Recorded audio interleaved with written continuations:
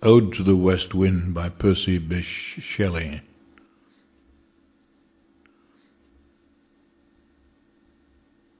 O wild west wind, thou breath of autumn's being, thou from whose unseen presence the leaves dead are driven like ghosts from an enchanter fleeing, yellow and black and pale and hectic red. Pestilence-stricken multitudes, O thou, who chariotest to their dark wintry bed the winged seeds where they lie cold and low, each like a corpse within its grave, until thine azure sister of the spring shall blow her clarion o'er the dreaming earth, and fill, driving sweet buds like flocks to feed in air, with living hues and odours plain and hill. Wild spirit, which art moving everywhere, destroyer and preserver, hear, O hear. Thou on whose stream midst the steep sky's commotion, loosed clouds like earth's decaying leaves are shed, shook from the tangled boughs of heaven and ocean, angels of radiant lightning there are spread on the blue surface of thine airy surge, like the bright hair uplifted from the head of some fierce Maenad, and from the dim verge of the horizon to the zenith's height, the locks of the approaching storm. Thou dirge of the dying year, to which this closing night will be the dome of a vast sepulchre, vaulted with all thy congregated might, of vapours from whose solid atmosphere black rain and fire and hail will burst. O hear.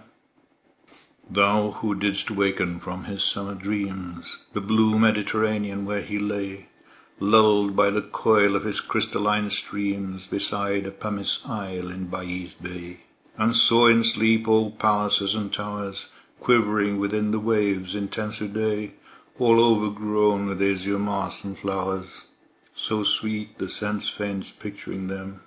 Thou for whose path the Atlantic's level powers cleave themselves into chasms, while far below the sea blooms and the oozy woods which wear the sapless foliage of the ocean know thy voice, and suddenly grow grey with fear, and tremble and despoil themselves.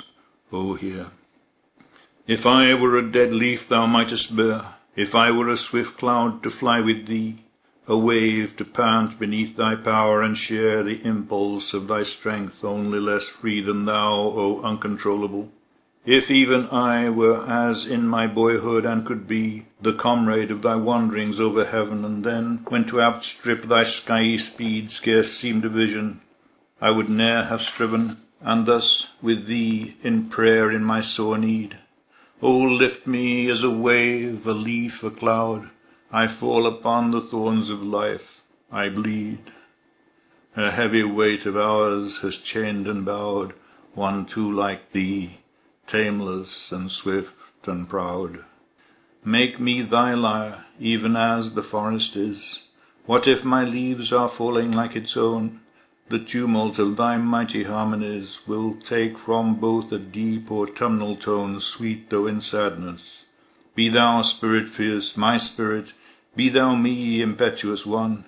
Drive my dead thoughts o'er the universe like withered leaves to quicken a new birth, and by the incantation of this verse scatter, as from an unextinguished hearth, ashes and sparks, my words among mankind.